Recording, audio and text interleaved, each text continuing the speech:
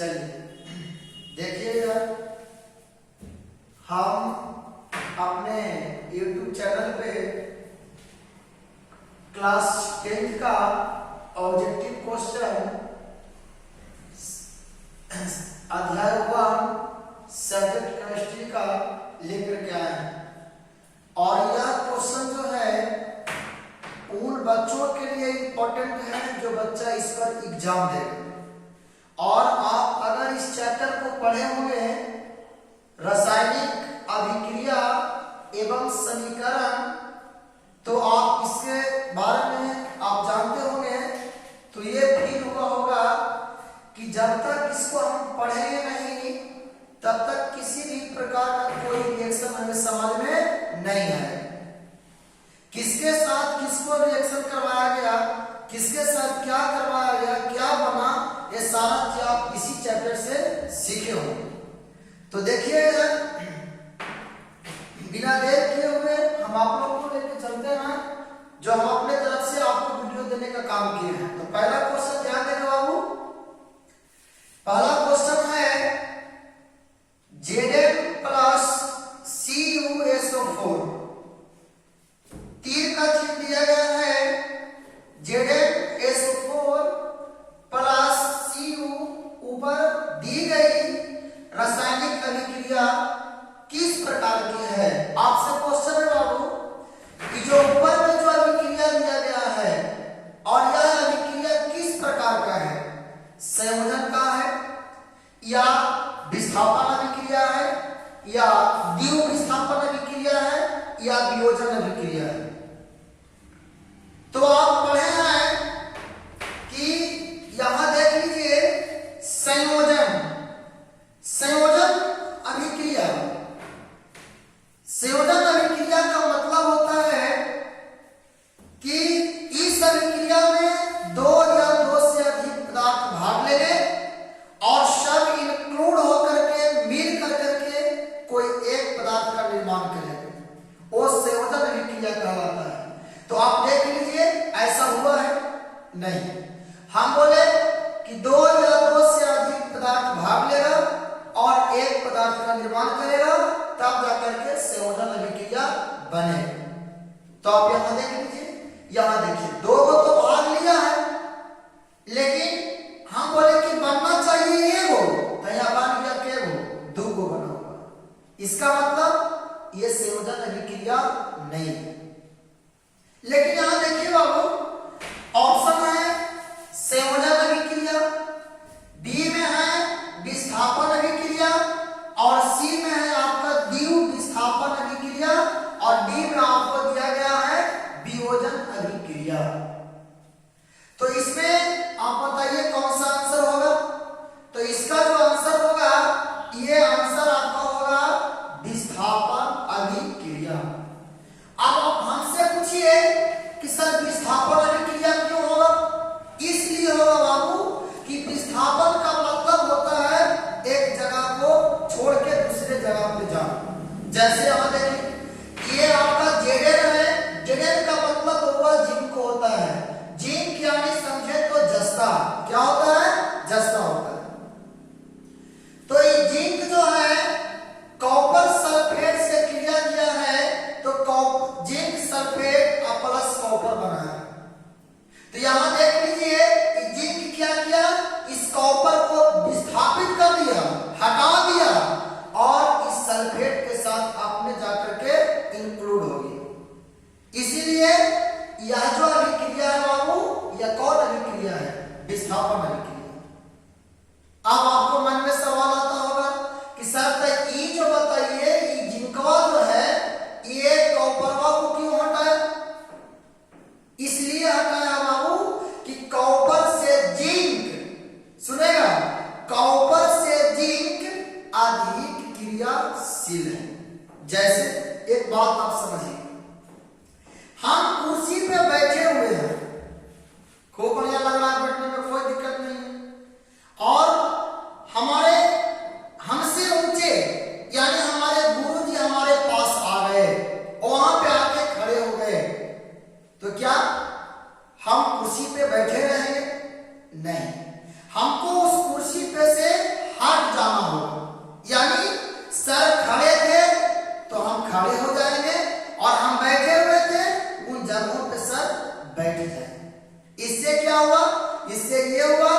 कि मैं अपने गुरु को मान और सम्मान देने का काम किया, है ना, और हमसे वो आगे हैं, हमसे हर चीज में आगे हैं, इसीलिए उनको हम चेयर छोड़ के हटे। आगे देखिए, दूसरा क्वेश्चन है कि जब मैग्नीशियम फीता को जलाया जाता है, मैग्नीशियम को फीता को जलाया जाता है, ध्यान रखेंगे, तो उत्पन्न आग की लौ होती है।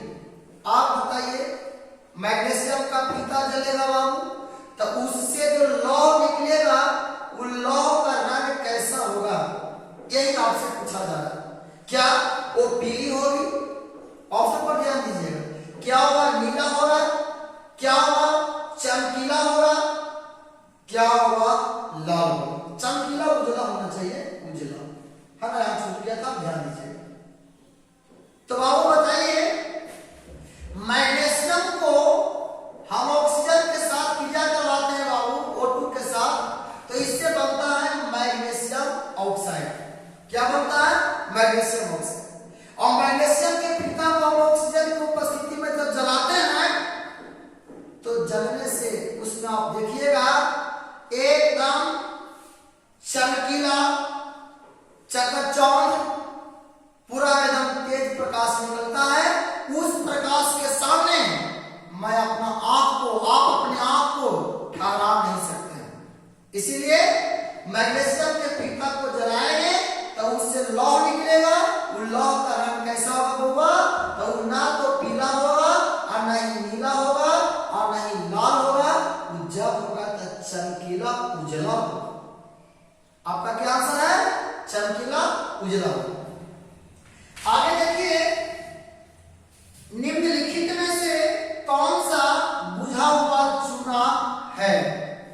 आप बताइए बाबू। ऑप्शन है कैल्शियम ऑक्साइड, ऑप्शन है कैल्शियम हाइड्रोक्साइड, ऑप्शन है कैल्शियम कार्बोनेट, और ऑप्शन है केवल कैल्शियम। तो आपसे ही प्रश्न पूछा जा रहा है, आप हमें जवाब दीजिए कि निम्नलिखित में से कौन सा बुझा हुआ चूना है। क्या ऑप्शन नंबर ए में कैल्शियम ऑक्साइड है? क्या कैल्शियम हाइड्रोक्साइड है? क्या कैल्शियम कार्बोनेट है? क्या कैल्शियम है? बहुत से बच्चा ऐसा हुआ कि उस बचवा को यह नहीं पता है कि कैल्शियम ऑक्साइड है, कि कैल्शियम हाइड्रोक्साइड है, कि कैल्शियम कार्बोनेट है, कि कैल्शियम, ये भी पता नहीं है। तो जो बच्चा को ये सब बात पता नहीं रहेगा बाबू, पढ़ने नहीं आएगा कि क्या लिखल है, तब बताओ वो इस बात को कैसे समझ पाएगा? तो बताइए बाबू, निम्नलिखित में से कौन सा बुझा हुआ चूना है? तो इसका जवाब कौन सा होगा बाबू? इसका जवाब आपका हो जाएगा, इसका जवाब आपका कैल्शियम हाइड्रोक्साइड, यानी बी नंबर सही। जो बच्चा बी में सोचा होगा या हमसे पहले बी में लगा के बैठ गया होगा, वो समझिए कि बिल्कुल उनका सही। आगे देखिए, चौथा क्वेश्चन लिखा है, उपचयन वह प्रक्रिया है जिसमें क्या क्या होता है? क्या ऑक्सीजन का योग होता है? आपसे पूछ रहा, आप बताइएगा, हमको नहीं आता, हम नहीं बताएं। हम आपसे पूछ रहे हैं, आपसे हम सीख रहे हैं। क्यों? क्योंकि आप इस चैप्टर को बहुत ध्यान धूप करके अपने कोचिंग में पढ़े हो, तो जवाब देना तो आप लोगों को है, हमें पूछना काम है। आप बताइए क्या होगा। चलिए आइए फिर से देखिए, उपचयन वह प्रक्रिया है जिसमें ऑप्शन नंबर ए ऑक्सीजन का योग होता है, ऑप्शन नंबर बी क्या हाइड्रोजन का वियोग होता है, ऑप्शन नंबर सी क्या इलेक्ट्रॉन का त्याग करता है, और ऑप्शन नंबर डी क्या सभी। तो यहां देखिए, आप इसको समझ सकते हैं बाबू, यहां हो जाएगा इनमें सभी, इनमें सभी हो जाएगा। आगे देखिए, अगला क्वेश्चन आप यहां ध्यान दीजिए 5 नंबर पे, और इस क्वेश्चन को पढ़ के आप आंसर चुन के तैयार रहे।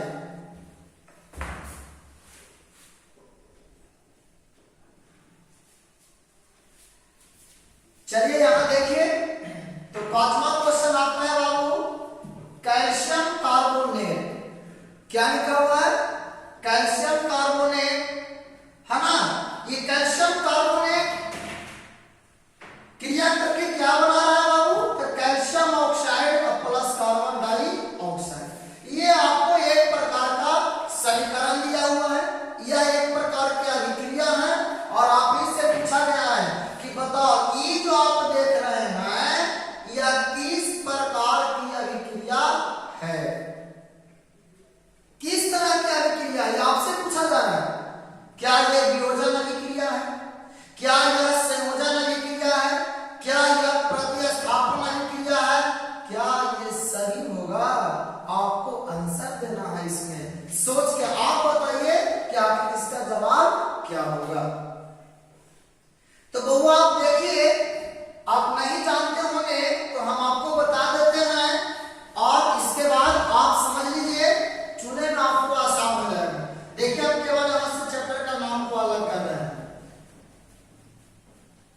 यहां से हम चैप्टर को नाम को अलग कर दिए, इसलिए अलग किए हैं ताकि आपको समझने में आसानी हो। तो आइए यहां देखिए, ध्यान दीजिए, थोड़ा सा हम चलते हैं संयोजन अभिक्रिया। कौन सी अभिक्रिया? संयोजन अभिक्रिया। और संयोजन के ही उल्टा होता है वियोजन। क्या होता है? वियोजन अभिक्रिया। आप बढ़िया से समझिए, जैसे ध्यान देंगे तो समझ में आएगा। जैसे माता के उल्टा क्या होता है बबुआ? पिता होता है। भाई के उल्टा बहन, सुबह के उल्टा शाम, बकलोला के उल्टा बकलोलिया। ध्यान दीजिए कैसे होगा। जैसे संयोजन अभिक्रिया, अतः संयोजन के उल्टा क्या होता है बाबू? वियोजन, और वियोजन के उल्टा संयोजन। तो आप अगर ये को समझ पाते हैं तो दूसरा को भी आप आसानी से समझ जाइएगा। जैसे आप ध्यान दीजिए और समझिए, संयोजन अभिक्रिया, इस अभिक्रिया में दो या दो से अधिक पदार्थ भाग लेगा। और बाबू आप समझ लीजिए कि दो से अधिक पदार्थ भाग लेने के एक पदार्थ का निर्माण है। जैसे लिखा है कार्बन प्लस ऑक्सीजन, ये से बनेगा कार्बन डाइऑक्साइड। तो आप बताइए के को भाग लेकर दो, कौन कौन? एक कार्बन और यह ऑक्सीजन, आई दोनों मिल करके का बनेगा? तई बना है कार्बन डाइऑक्साइड। तो एक के को न बनेगा, अमीना के को दो। तो हम क्या बोले कि दो या दो से अधिक पदार्थ भाग लेते आप बनाएगा एगो, तब जाकर के संयोजन अभिक्रिया कहलाएगा। और इसी का ठीक उल्टा कौन सा? वियोजन। तो देखिए कैसे, इसमें एक बन रहा है, दो को भाग ले रहा है, तो इसमें कोई ना कोई एक बड़ा अणु भाग ले रहा बाबू, और दो या दो से अधिक पदार्थ बनाए। जैसे कैल्शियम कार्बोनेट, ये बनाया कैल्शियम ऑक्साइड और प्लस कार्बन डाइऑक्साइड। तो भाग के बोलिए बबुआ, भाग लिया एगो, अब बनाया के वो दो गो, बोलिए कौन कौन? एगो देख ला, एगो कैल्शियम ऑक्साइड, एगो कार्बन डाइऑक्साइड। तो संयोजन के ही उल्टा क्या होता है? वियोजन होता है। आई बात समझ में? अब देखिए, चुना के वो भाग लिया है एगो, इसका नाम क्या है बाबू? इसका नाम है कैल्शियम कार्बोनेट, है ना। और के को बनाया है दो, कैल्शियम ऑक्साइड और प्लस कार्बन डाइऑक्साइड। तो ये कौन सा अभिक्रिया हो जाएगा बाबू? ये हो जाएगा आपका वियोजन अभिक्रिया। कौन सी अभिक्रिया? वियोजन अभिक्रिया। आगे ध्यान दीजिए, इकाल लिखा है, आप लोगों को पढ़ने आता है? AgCl लिखा हुआ है, AgCl। तो इस बार क्या पढ़ेंगे बाबू? अगर आप 10वीं क्लास का बच्चा होकर के अगर आप बोलते हैं केवल और केवल AgCl, तो यह बहुत भारी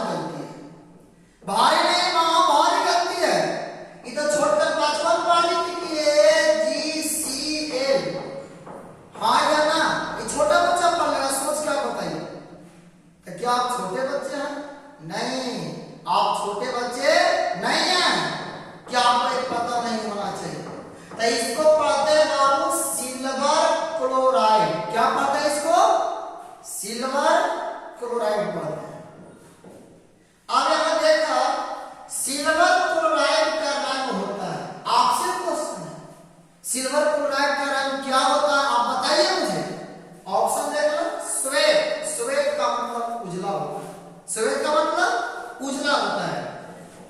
बी में दिया है पीला और सी में दिया है हरा और डी में आपको दिया गया है काला। तो सिल्वर क्लोराइड या सॉरी सिल्वर क्लोराइड जो है, इस सिल्वर क्लोराइड का रंग होता है कैसा बाबू? हरा। सिल्वर क्लोराइड का रंग बताइए, हरा।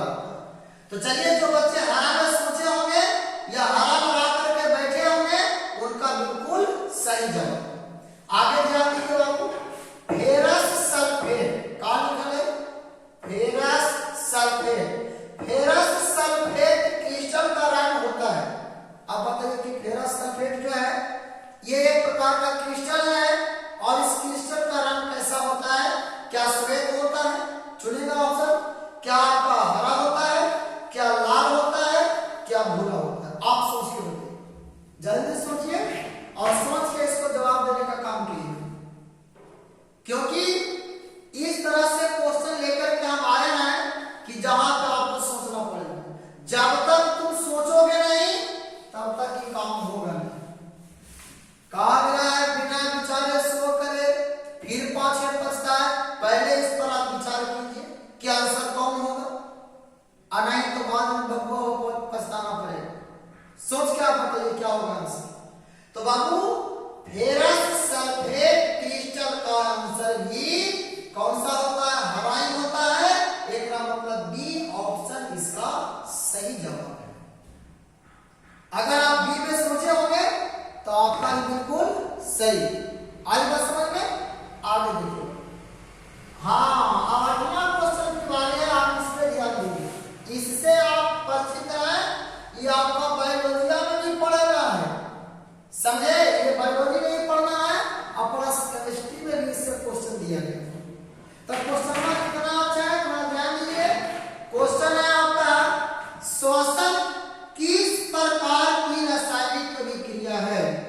श्वसन किस प्रकार की रासायनिक अभिक्रिया है?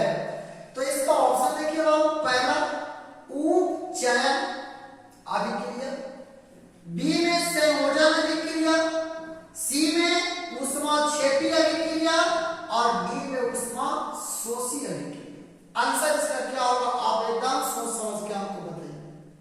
तो बउआ इसमें आंसर होगा ए होगा कि बी होगा कि सी होगा कि डी होगा। आप एकदम बढ़िया से सोच लीजिए और सोच के हमको बताइए। तो यहां ध्यान दीजिए, हम बता रहे हैं आपको इसमें ऑप्शन सी जो है ऊष्माक्षेपी अभिक्रिया, यह बिल्कुल सही जवाब है। आप बोला कैसे? ई वाला तो है ना, कारण कि एकरा में एक दो या तीन से अधिक पदार्थ भाग ले रहे वो बनाए। लेकिन बउआ एकरा में श्वसन में जानते हैं आप लोग कितने भाग लेते हैं? नहीं मालूम है। ग्लूकोज और प्लस ऑक्सीजन ये दोनों क्रिया करता है तब जाकर के ऊपर तीन चीज बनाता है। अब बोला कवन कवन चीज? तो वो देखिए बोर्डवा पे, ये बायोलॉजी में आप पढ़े होंगे। ग्लूकोज का सूत्र होता है C6H12O6 अब प्लस की क्रिया करेगा ऑक्सीजन से तो बनाएगा कार्बन डाइऑक्साइड प्लस जल और प्लस ATP ऊर्जा बनाता है। देखिए यही ऊर्जा जो है यही ऊर्जा का उपयोग मेरा बॉडी करता है, खाना पचाने में करता है, ब्लड को साफ करने में करता है, खून को भेजने में करता है।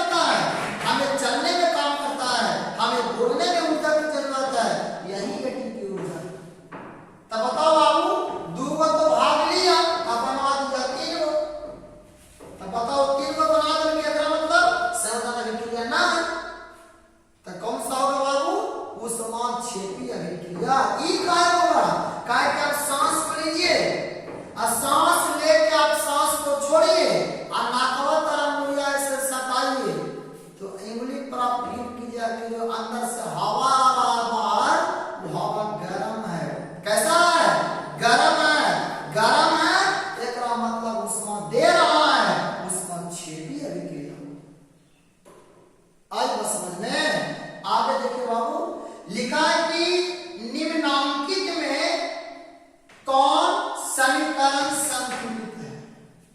आप रासायनिक समीकरण पढ़े होंगे तो उसमें आपको बताया गया होगा कि रासायनिक समीकरण दो प्रकार के होते हैं, एक संतुलित रासायनिक समीकरण और एक होता है आपका असंतुलित रासायनिक समीकरण।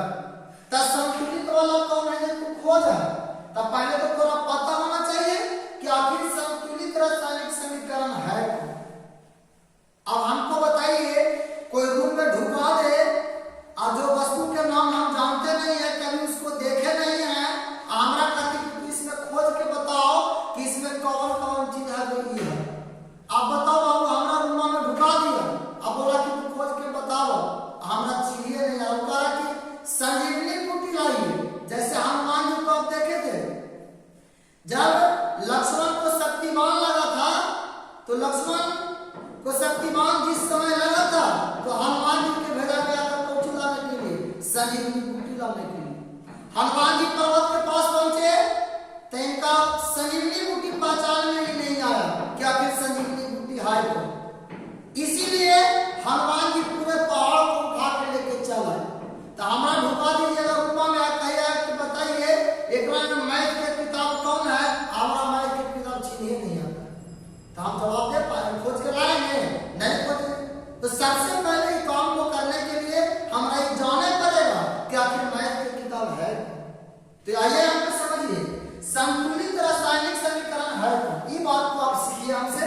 तो आप ध्यान दीजिएगा, संतुलित रासायनिक समीकरण जो है यहाँ पे कौन है, तो संतुलित रासायनिक समीकरण, इसमें आपका देखिए किसको कहते हैं, ऊपर लग लीजिए, वैसा रासायनिक समीकरण जिसमें बीचवा में